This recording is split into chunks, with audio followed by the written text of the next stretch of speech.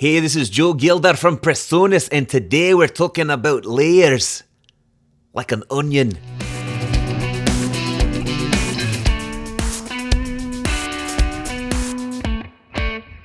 I don't know. I can't explain it. Sorry. Hi, my name's Joe. We're going to talk about layers today. In my last Studio One minute, I talked about, just real quickly, introduce layers and how they work. Folks were asking to dive in deeper, so here we go. By the way, if you haven't seen the Studio One minute playlist, imagine watching 20 one-minute videos and getting 20 really great Studio One and just overall mixing and production tips. It's a great way to spend your time after you watch this one. Okay, so let's dive in. We got a vocal here. I'm going to hit record on my I.O. station, by the way. Nice soft record button. Bonk. And now I'm recording take one. This is a beautiful, beautiful song that I'm recording, and I nailed it. Okay. And that's great. And I say, you know what? That's wonderful. Let me do another take. So I come over here to the left-hand side. By the way, this inspector area, you can click on the eye or press F4, and it pulls this up. And this shows me kind of everything you need to know about the track. You can almost do all your mixing from here and never open the mixer. Anyway, but while I'm recording, I have this open because I can do something like this. Add a layer. Boink, and it lets me name the layer. I can just name it whatever I want, or usually I just hit enter, and it does the default naming. Now I can record another take. I'm recording another take. This take is arguably better than the first one. Arguably. Now I have two takes. Let's do a third take just because 3 feels nice. Here is take number 3. This one I really messed up quite a bit. Shouldn't exist. I'm ashamed. Wah. Okay, so now we have 3 takes. Now, how do we see those 3? Well, first thing we can do is we can come over here and we can just select the different takes like this, and that's fine. It's a little bit clunky. It's not super fun to do. Or we can create a way to see all of them, and that is by this little bitty thing right here. Check it out. It is this tiny little icon, little hamburger icon. If you hover over it, it tells you that that's expand layers. So if we click on that, now we're seeing all 3 takes. Now you may be thinking, Joe, I only see 2 takes. Well, here's 1 take, and then here's 2, and then here's 3, right? There's always, the way takes work, or I'm sorry, the way layers work, we'll talk about takes in another video. The way layers work is you only have 1 layer active at a time. The rest are just kind of sitting behind the scenes waiting to get called up. They're in the bullpen. They're on deck. How many more baseball analogies can I throw in here? And if you promote them, then boink, they will now become the active layer. Okay, it's the same thing here. Look, I'm looking at playlist 1 or layer 1, layer 2, layer 3. By the way, I say takes and layers and playlists interchangeably because in Pro Tools they're called playlists. Some I don't know if software calls them takes, but I think of them as takes, and they're called layers in Studio One. When I first started using Studio One, it took me a minute to actually find these, but they're super useful, and you can have as many as you want, and you can do a lot of cool things with them. So for example, if you're trying to find them, this is where they are.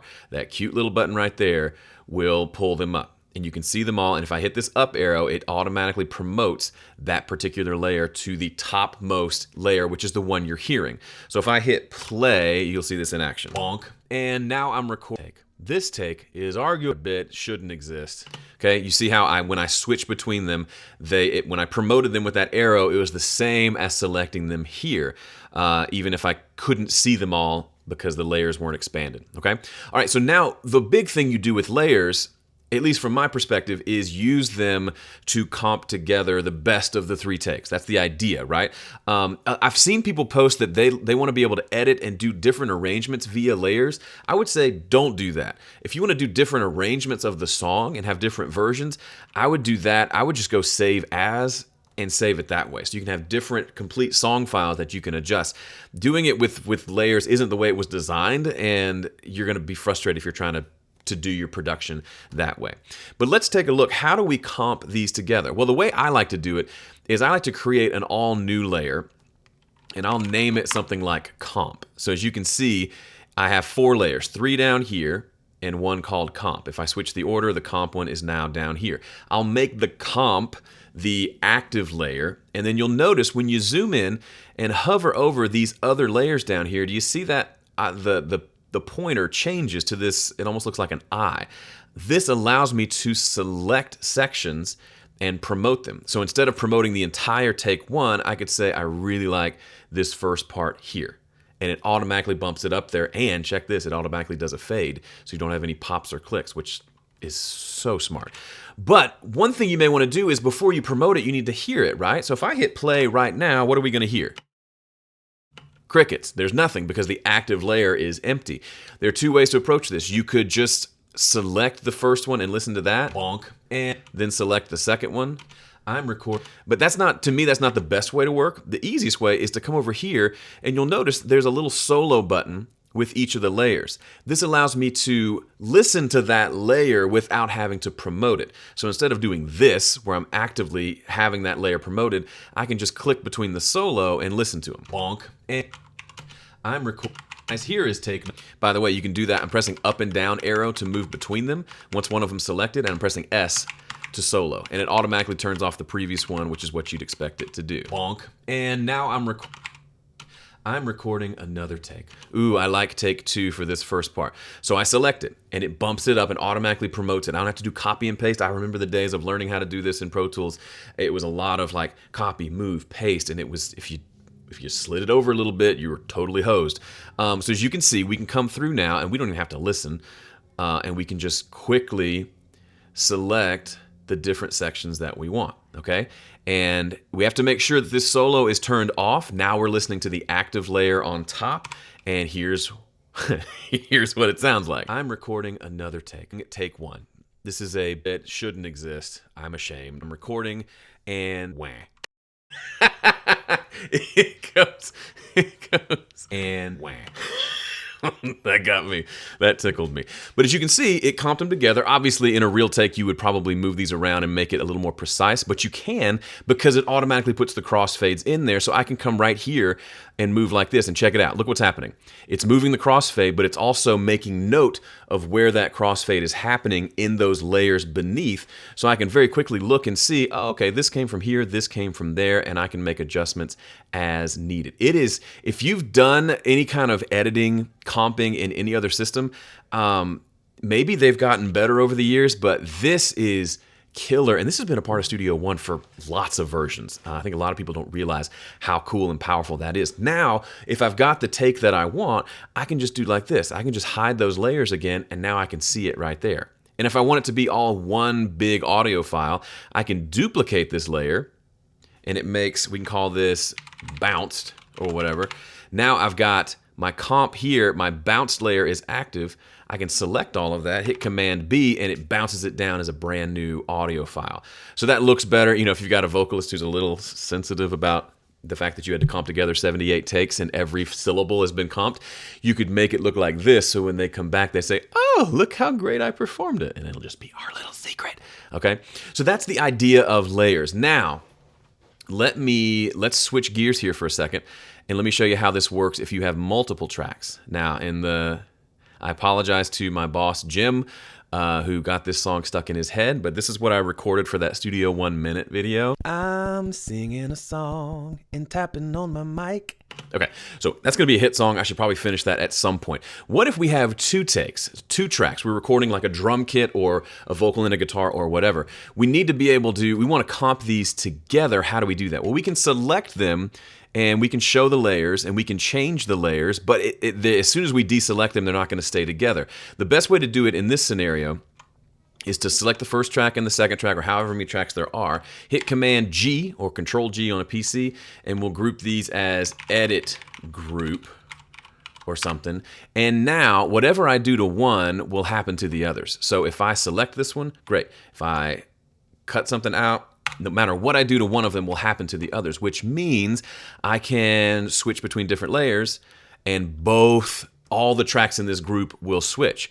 I can do something like this. I can say, let me see the layers here, and I can, let's make add a layer. We'll call this one comp. This should look familiar to you. Now I can comp, and I can just look at the first one and do my comping based on the first track. But as you can see, if I hide the layers again, both track 1 and track 2 were comped together. Everything is identical. I took all the same performances, which is exactly what you would want if you were trying to comp together a drum kit where you're taking the verse from take 1 and the chorus from take 2, you don't have to do that on track-by-track basis. If you've done that on track-by-track basis, I sincerely apologize that I did not teach you this sooner, because this is actually ridiculously easy. And you don't even have to look at them all. You saw how I comped that last one together. I just looked at and listened to the vocal track, but this tapping on the mic track followed along because I had them grouped together. And a couple other things about the groups: it will group the faders as well. So typically I will put the group together while I'm editing, and when I'm done with the group, I'll select those tracks and hit Shift Command G, and that will just disable the group or turn it off. Another way to do that is to just select the tracks, come up here to this group section, and just go to none. And that will disable the group now. We don't have to have them grouped forever and ever.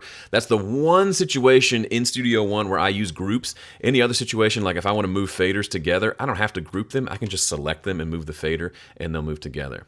Just for kicks, let's listen to what this comp sounds like. I'm singing a song and tapping on my mic. My timing was terrible. So there you go. That is a little more of a deep dive into how layers work. As you can imagine, there's lots of uses for them. Obviously, doing takes of vocals or drums or any instrument, that's handy. And if you just want to sing it one more time with a different vibe, you can sing that on a new take. You don't lose the previous take, and you can go back and decide later. You can also take things in layers and copy them out to a brand new track if you want. If you have 2 takes of the vocal, you want one to be the lead vocal and the other one to be a doubled vocal, well, you can just copy it down to a brand new track, and now you've got your lead vocal and your double on separate tracks, which is what you would want. In a future video, I will talk about loop recording and takes, because that's slightly different from what we talked about here. But as you can see, layers are pretty simple but pretty powerful. I've used them for the comping thing, but I've also used them for when I've gone through phases where I want to record my entire mix down to a stereo track. I'll have each version of the mix, mix 1, mix 2, mix 3, on their own layer inside of that print track, and I can quickly switch back between them. So lots of possibilities here. You could put a bunch of references inside the layers if you wanted, which is something Gregor talked about in a recent video of how to use a guide track or a reference track in your session without it playing through all your plugins. You could do that, and you could have multiple songs on that one track via the layer section. And then on top of that, if you want to get even more nerdy, you can come in here into the settings, come to keyboard shortcuts, just type in the word layer, and you can see you've got all these potential keyboard shortcuts for how layers work. Activate a layer, activate the next layer, which is switching between layers. You could do something like Command right arrow or Command bracket or something. Figure out what you want to do that allows you to switch between layers without having to go click that. You can duplicate layers, expand layers, remove layers, rename layers, solo layers, and this one we'll talk about in another video, adding layers. All of those things are really powerful to have, and then you're not doing the click fest all the time. So lots, as always, Studio One gives you a lot of tools at your disposal. You can use them all, and you can only use a few. Either way, you're going to make better music. Thanks for watching this video. If you haven't subscribed to our channel, you're missing out. We have a lot of great stuff from myself, Gregor, and the rest of the team at Presonus. Be sure to subscribe, leave a comment if you have a question, and have a great day. See ya.